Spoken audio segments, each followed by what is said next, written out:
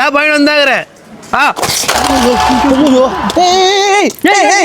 எத்தனை போறாங்க எர்ரா டேய் எத்தனை போறாங்க எர்ரா எத்தனை போடுடா எத்தனை போடுமே எத்தனை போடு டேய் போடா போடா போடா டேய் டேய் எத்தனை போடா போடா போடா போடா போடுடா ஏன்டா பாத்துடா வா போலாம் டேய் நான் இவ்வளவு டேப் ஏய் எவ்வளவு டேப் எவ்வளவுடா இவ்வளவு குடுக்குறியா? ஒரு டேப் 700 ரூபாய் தான். 700 ரூபாயா? ஆமா.